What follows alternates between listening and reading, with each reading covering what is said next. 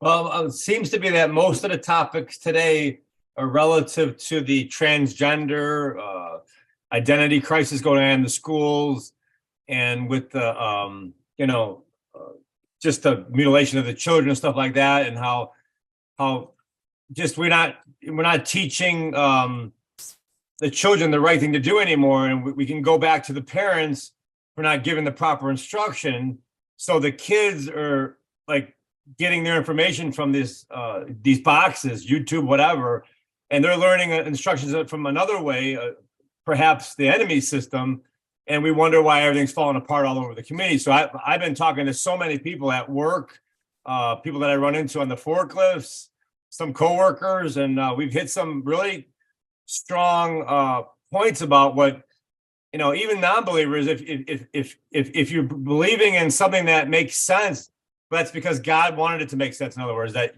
Yahweh wanted it to be this way. So I'm able to tie our Creator to why they believe what they believe, to bring them to faith, even if they don't believe. So there's so much, because there's a lot of really good people that are following Yahweh's instructions and they don't even have faith. They don't even believe.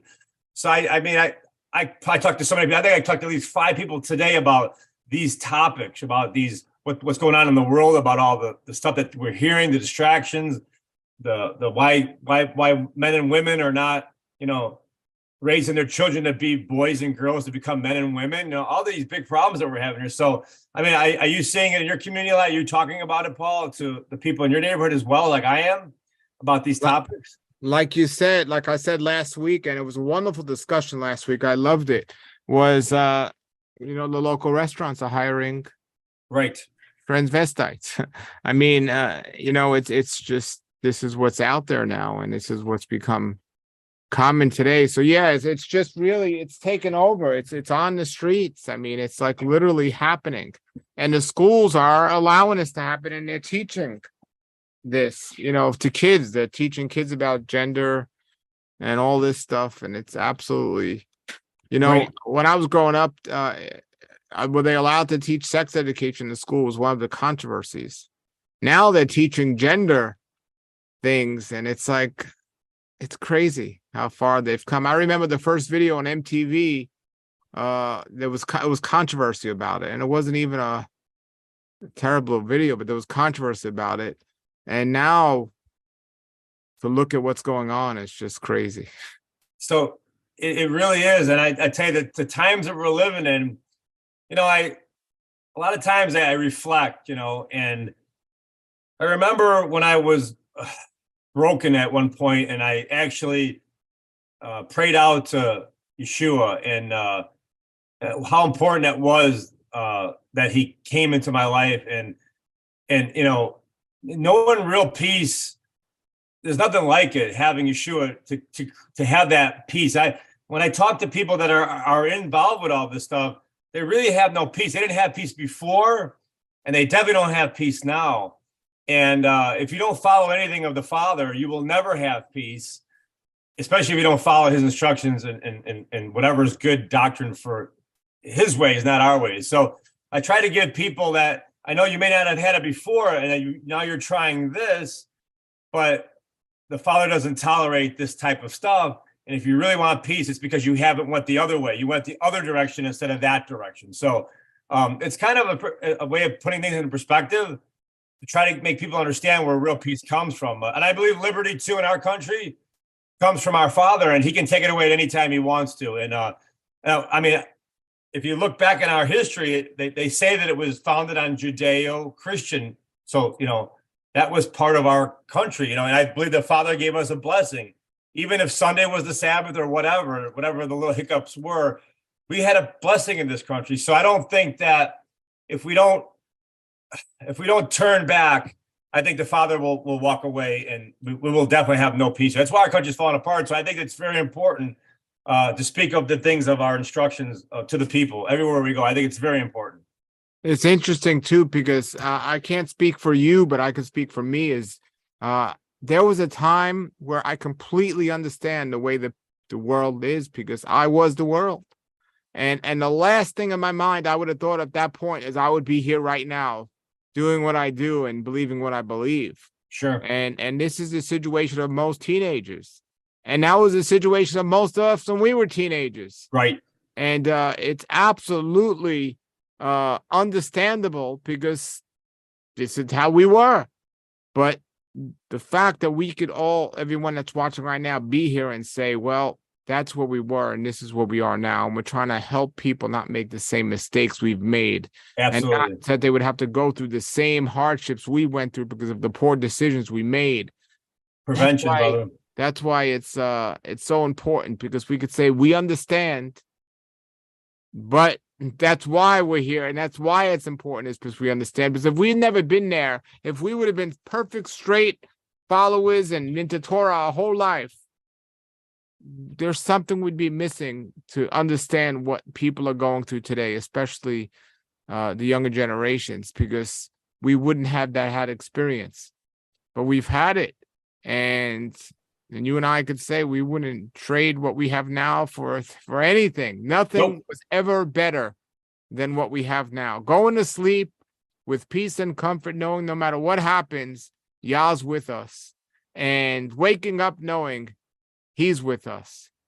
There's nothing better than the peace and shalom of Yah. I don't care whatever you think it is. There's nothing better than that. Say it again, brother. Yeah, hallelujah is right. So hallelujah. So yeah. What you were saying is just so important. And there was a time where I used to be so sad that I didn't have the peace, just so like, but now I have the peace, but yet I go to bed and I have that same feeling for people that don't have that peace, other people, because I was once there, like you were saying, and man, I would love for them to have what I have, because the Father really desires that for them too, and that's what our job is, to bring the light to the nations, of the people. And it's just such a blessing, brother. You said it right, man. It's like that peace. It's just so important. Yeah. And there's so many of us going through things that other people of us aren't going through. And it's really hard to really understand what people are going through. And, there's so many different various situations people can be going through in life. And, I haven't went through some things, but I went through some things other people haven't went through. But there really has to come to that point where almost we're at the bottom of our barrel and we don't know what else to do. And for some people, that's a disease. For some people, that's jail. For some people, that's, whatever topic it is, divorce, bankruptcy, whatever it is. But there comes a point where you're going to have to make that choice. I'm going to trust Yah, or I'm going to keep trying to do this on my own. But what I'm doing on my own is not working. So I better start trusting Him. And it's like, we have children, right? So it's impossible. I don't know how people that don't believe in Yah can be living in any sort of normal situation without completely worrying about their kids 24/7. But us knowing and that they're Yah's kids before they're ours, and He's taking care of them, helps put us at ease, knowing that. And it's such a world of a difference knowing that. The big picture and not the small picture. And so something you said I want to say real fast. The idea is that if you're walking right to the best of your ability to please our Father, He'll favor you, He'll favor us. But we ask Him to watch our children, like you were saying. We trust in our Father, He's going to cover our children. But if we're not walking right, if we're screwing up and we're inviting sin into our lives and we practice the sin, well, He's really not going to look out for our children. He's not going to favor us. So I try to say this all the time, do you want favor from the Father? Because, if your kid is screwing up really bad, you want the best outcome, even if he falls hard for that child, because Yahweh could take it away just as fast as, He gave it to us, whatever it might be, right? So I always say, man, walk as pure as you can to get favor, brothers. It's really important what you said, I think, about the children. Hosea 6:4 says, my people destroyed for lack of knowledge. And that what he's talking about in that verse is not lack of knowledge, because we all have worldly knowledge. It says lack of knowledge of me. In the Hebrew, it's referring to lack of knowledge about me. That's what he's saying. And he said, because they have forgotten knowledge, they will not be priests for me. Not only will I forget them, but I will also forget their children, or some translations say their seed. So it's a thing that, sin is not only contagious, but it's generational. because we teach our children and set examples for our children a certain way to live. And that's generational. So kids see their mothers and fathers. So it's not just this spiritual warfare thing that it passes down through generations. It's an actual practical thing of, hey, if I'm smoking and doing drugs, there's a good chance your children are going to be seeing that and then thinking it's okay and doing that. If I'm living a life of sin, there's a good chance your children aren't going to see anything wrong with living in sin. But if I'm living a righteous life and I have a good schooling and good people around my children, chances are that's what's going to be their model, and that's what they're going to reflect and how they're going to reflect. So a lot of people try to blame it always on spiritual warfare, which is a real thing, but it's also part of reality of what's the example of our children. How do they know certain things? And the internet and all these other things, it's like sending your children to a bad classroom.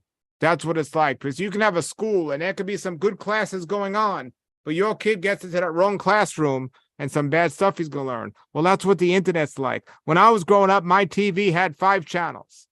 That's 5 channels that you could watch, and that's it. But now there's so many different things they could watch, and there's great things out there, but there's a very good chance they're watching things that are leading them astray and things that just aren't good at all. And this is where they're getting a lot of their understanding and belief system.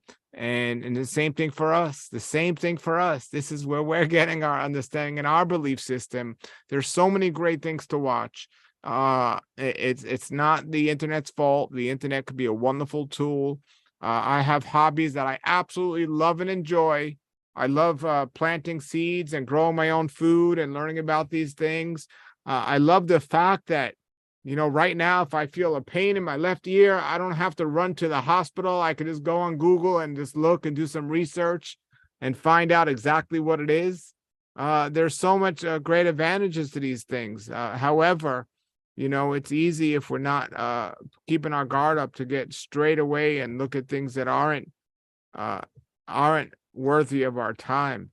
And that's the most important thing. And I love to watch, preachers out there and shows out there that reflect things that I believe in and care about and understand based on biblical truths. And I pray you all do that are watching this as well, and it's an important thing. So praise Yah. So hallelujah. Yeah.